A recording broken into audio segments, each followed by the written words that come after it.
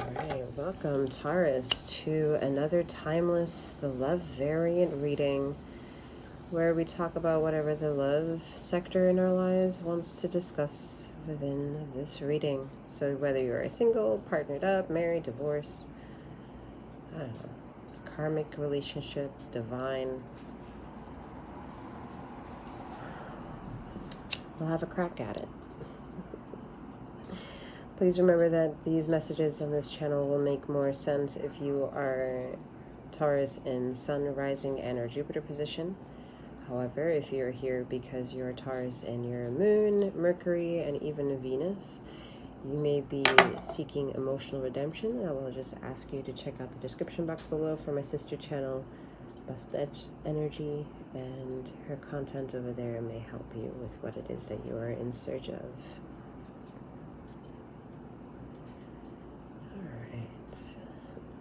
I'm getting a little bit of nervous energy here for you, Taurus. It's like you don't want like a secret to come exposed, so you barely even want me to mention anything because like, oh my god, if there is, what the fuck is it?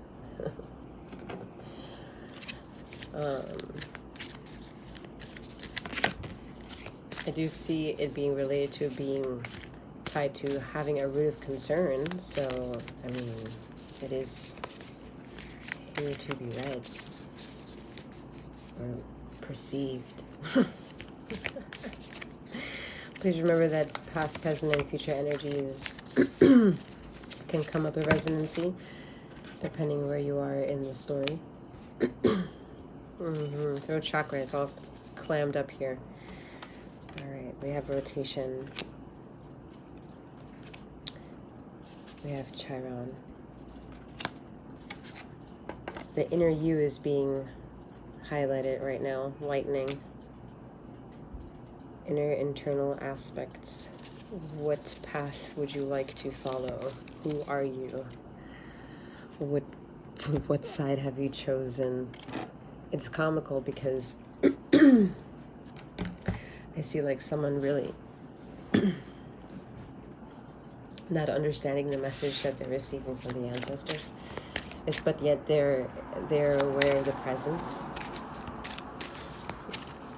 But they just don't know how to like this. I see like rock, paper, scissors with this. They don't know how to cut the cord of feeling anchored, feeling scared by all this that they're picking up here. That it's like you are a victim to all this energy that you're picking up. You're an empath. You are understanding of sensitivity, and you can feel somebody's negative energy more so than picking up on positive energy. It's like you are a master in disguise. Like there's so many levels to the intricate details to who you are that the guides that you're surrounded by, or that you acknowledge at least, are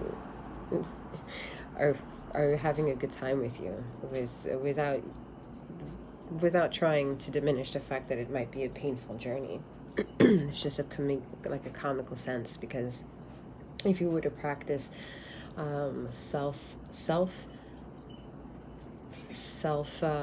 conviction, self-devotion, and acknowledge your flaws, I think you'd be able to withstand some more of that chaos that I think is permeating within you, that you have a hard time to bring some sort of balance to, or some sort of tranquility to. You don't know how to rest. It's like a restlessness coming forth here, right?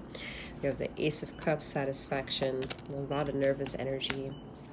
All right, we have Seven of Cups, the delusion coming forth of that nervous energy. Anyone who's like anatomically would study you could see that you're a very nervous person. You fidget a lot. You think you're subtle, but those other individuals who are very empathic and can figure out energy and darkness can read up on your energy quite easily. It's because you are, again, empathic, so your emotions are essentially right at the pores of your existence, and it makes things heavy, but as they are heavy, they are causing that delusion, okay? I have no idea what that background noise is. But anyway, we have the Seven of Swords energy I can't fucking stand. And the reason why is also because of this fortifying energy, the Wheel of Fortune, karma.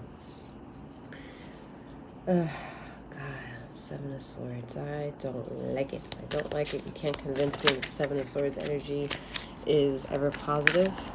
There are situations where it's more, how can I say, lenient towards being more cost effective. But the fact that we had to address the situation isn't a positive matter, right? The fact that we have to look at the situation at a better microscope is where is the problem to this. It's like, what the fuck is going on, right? It's like, we don't understand the chaos of lies, the deceit, why certain things go missing, or, you know, you might blame it on the fairies, and then you study warp holes, and then you might think like, oh, I don't understand what fairies is supposed to mean and how real they are, right? Quote unquote real. So wherever you are and trying to make sense of your delusions, it's also trying to help bring some form of satisfactions to your deception, because your deception was a reason for you to understand that there is a karmic wheel that you're maybe perhaps you're spinning in. And to get yourself out of it is your own responsibility. And taking that is taking the conviction that you feel with the Seven energy and how strong Seven is. And if you add another value to Seven, with here the Ace of Cups, that's the 8, right? It is the karmic eternal wheel of abundance, how well you swim in the balance of this duality, right? And this duality, hence in this case, so far with the karmic wheel. How you, the individual, understand the chaos, and can you bring organization to the chaos without it being chaotic, right? Can you bring harmony and balance to time and space, like this suggestive hourglass here, and looking maybe things from different perspective, as from them all happening at different times of space, and then just being in a wheel spinning in eternity. And depending on what it is you pay attention to is how much attention they receive. You know? Some of you are very very in depth in your depths with astrology and your houses and, you know, all that shit. And not to disrespect, but it's bringing you a false sense of excitement because you're staying stuck in a karmic wheel. Because, I mean, everyone on their path kind of begins their journey on some sort of similarity to what it is that you are bringing to your everyday conversation. Ooh, excuse me. But a sense of falsehood is coming up here with the Five of Cups. With the Three of Pentacles saying excitement, the Five of Cups is suggesting grief. It's not actually offering you of anything, because if you fiddle and you fidget and you are having anxiety, then you are not a calm person. And however it is that you stretch your consciousness and you come back to being grounded in your present moment and you fidget, you're not balanced. You know, you're not grounded. And those around you, here's the devil on the floor here, I'm not going to take him, but there's energy around you who would quickly and have exploited that about you esoterically, but you're just not seeing that in your third dimension, because, well, these individuals, they do their mission to stay away from energies that are a sense of falseness, right? Not to suggest that you only bestow falsehood, but the energy capsules of certain patterns that you keep running around in is suggestive here of being a mess of deceptive karma. And that deceptive karma is getting you nowhere if you think you're grieving through law of attraction and causing good out of it. And in this case, it's not. It's a false sense it's a falsehood.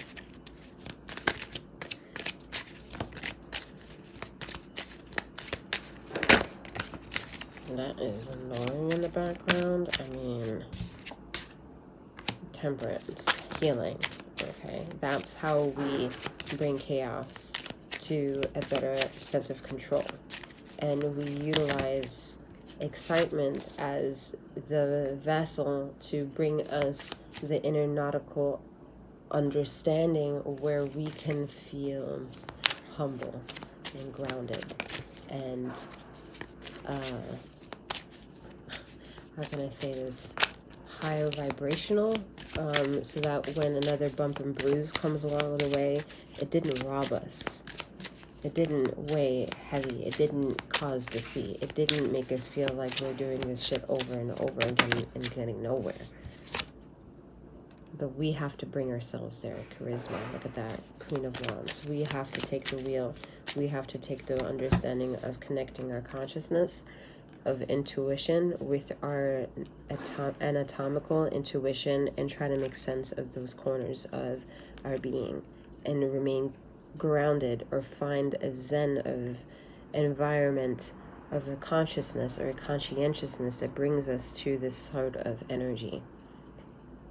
And a trigger is charisma, because that, to be charismatic with yourself, is where you understand the excitement and passion needed to get those sensations within you riveting and to explode and implode and just move. It's like being your own romantic partner, right? Like being luscious and sensual with yourself, healing along the way.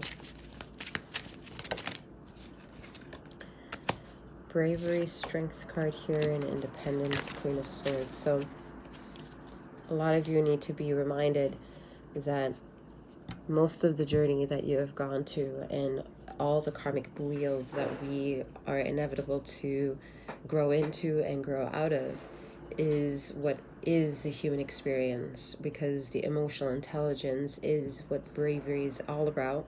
And when you reached it, it's understanding its strength that not only brought you there, but to also withstand that energy of conviction. That is to have the Queen of Swords energy of independence, because to have that independent viewpoint brings you forth of understanding how much it took of you to get you to where you are. But wholesomely, not off of the backs of other people, but because you recognize certain nautical patterns that weren't conducive to what you feel in the outer bounds of existence.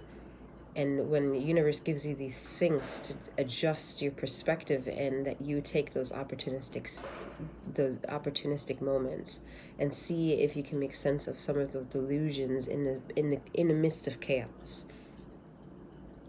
and look at the perspective as the chaos perhaps providing some form of healing while it is also chaotic.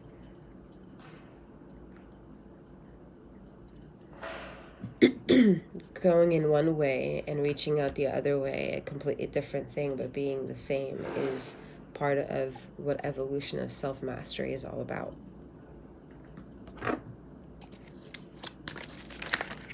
Having those established relationships comes with knowing what you would want to expect out of yourself.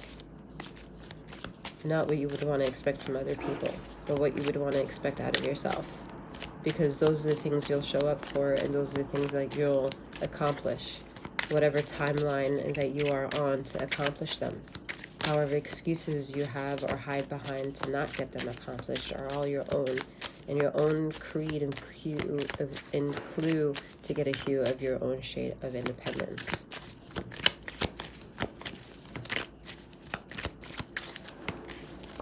No shade is wrong, as we have the Ten of Pentacles here. That overall gratification, that overall sense of mastery to what it is that you've accomplished, because you understand the perspective of deceit and deception and illusion and illusion, metaphors and analogies, oxymorons, silver linings, like the contradiction that language provides. Because you're also essentially in tarot, you're the Hierophant.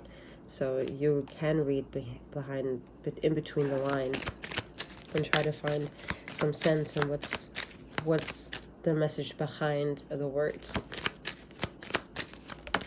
as if you are the high priestess, right? There's truth in the logic of what it is that you experience. There's truth in the logic of the adventures you've had and the places you've gone and the people you meet and the people that essentially love being around you and your social circle, the people that call you their friend, the families that you love and respect, and even the families that you have a problem with.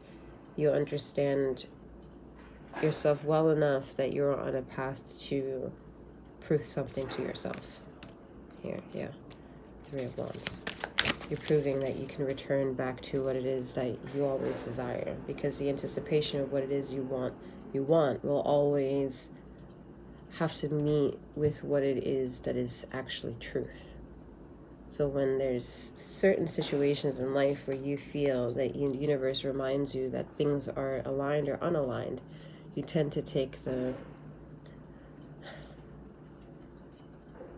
German word would be like a 𝗩𝗲𝗵𝗔𝗽 approach on it, to have a more existential viewpoint to the situation at hand.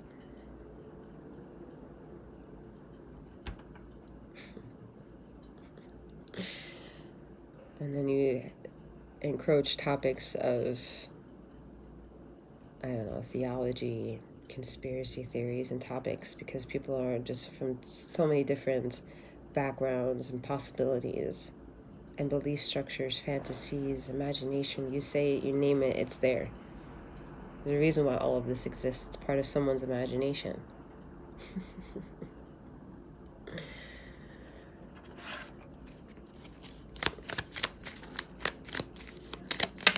So I see ultimately someone trying to aim for, like, hiring their sense of consciousness by improving their conscientiousness, speaking truths and holding up the character to how honest they are as an actual person in private.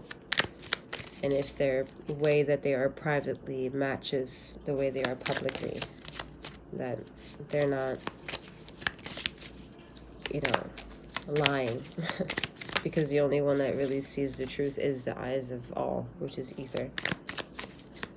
And what makes and breaks everything is, again, the eyes of all, ether. Where you can't control timelines, you can't really guess, you can't really put an exactitude, but you can aim for it. And if you happen to land in a center, then you tend to be spot on. Another 3 of Wands. If you aim for the center, you can be spot on. Let's not forget, in the beginning, it's that spider here on that rainbow, suggestively being everything that you are, because the star card here and your intuition, what you're also returning back to and returning, and anticipatory, let's put it that way. Because you've been waiting for it for a while. You've put in all the work with the 7 of Pentacles, all that focus, all the pain and tribulations, the growing pains, let's put it that way, growing pains. And for you, the hardest lesson, losing relationships and friendships. That's very hard for you. But with those terrible cutting of the ties, we see that we're left with appreciating the star for the one star that it is, and amongst the many stars that they are, because you kind of see that, well, not kind of, you see that it's not codependent on everything else.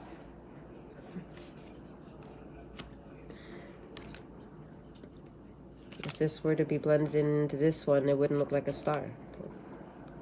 It has to be completely cut from everything else to be that shining star.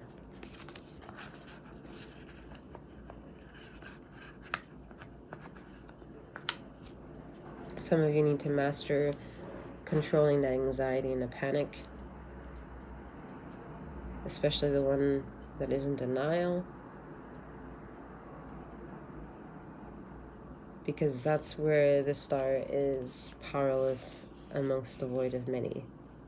Its shadow can overcast you and make you feel not so starry and feel like disconnected, hence nervous, and hence always looking for something that may not be found because you're running around in circles, as the Wheel of Fortune here could suggest. But if you're in this pool and you don't know where you are and you've heard everything else, the possible part of what could resonate could also resonate. Everything is interconnected, and that's also timeless. It's a contradiction. All right, let's see.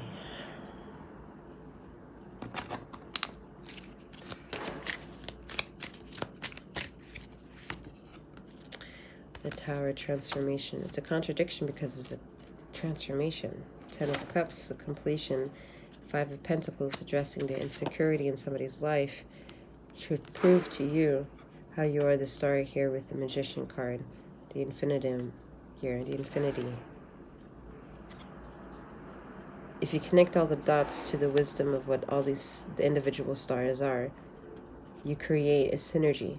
And that synergy is the infinity of a shooting star. You look closer to shooting star. It's the magician's work. It's your skill. It's you doing your work. And accepting the terrible moments, I guess you would say, of life for those victorious moments of life could also have, and appreciate the differences between the two, because there's beauty in the disaster. There's beauty to be found after the disaster here. New beginnings, the Ace of Wands. Beautiful. That being said, I will leave the messages where they are. I suggest that if you'd like any of this detailed to the channel itself, to check out the description box below, and checking out the sister channel should you desire. I'm wishing you a wonderful morning, noon, or night, wherever you are in the ether of this time and space. Take care.